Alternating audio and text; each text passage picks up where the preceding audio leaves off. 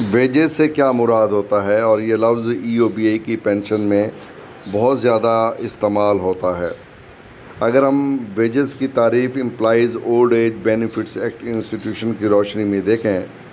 बिस्मिल्लाहिर्रहमानिर्रहीम। मैं हूँ इनायतुल्लाह काशिफ एडवोकेट और आप देख रहे हैं लीगल इन्फॉर्मेशन में खुश आमदीद। सबसे पहले अपने देखने और सुनने वालों को अस्सलाम वालेकुम वरहमतुल्लाहि वबरकातुहू। आज हम डेफिनेशन देखेंगे कि वेजेस से क्या मुराद है। Employees old age benefits act 1976 में वेजेस की क्या तारीफ़ की गई है और इसके ईओबीआई पेंशन पर क्या असरात मुरतब होते हैं। बड़ा अहम मौजू है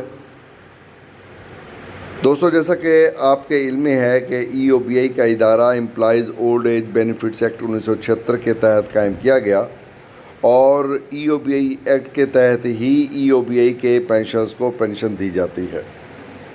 इसमें वेजेस की तारीफ़ की गई है। जो डेफिनेशंस का पोर्शन है उसका पी जो है सबसेक्शन, उसमें देखते हैं कि वेजेस से क्या मुराद है। Wages means the rates of wages as declared under the minimum wages for unskilled workers ordinance 1969, जिसे हम पढ़ते हैं WP ऑर्डिनेंस XX ऑफ 1969।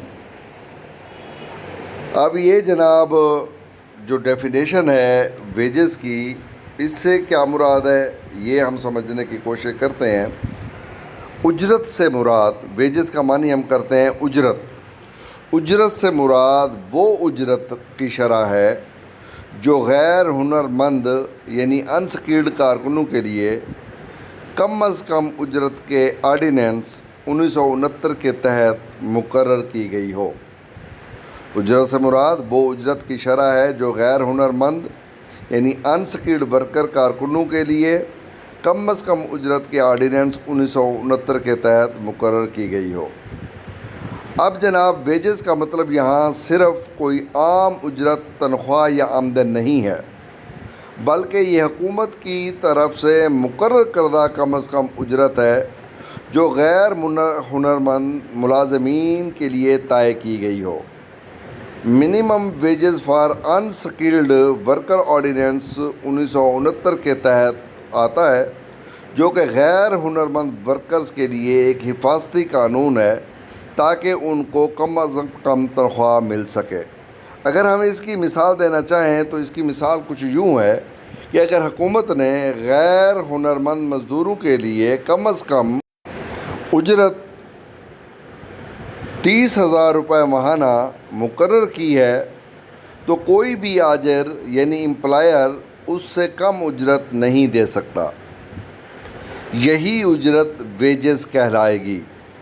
जैसा कि minimum wages for unskilled worker ordinance 1969 में बयान किया गया है।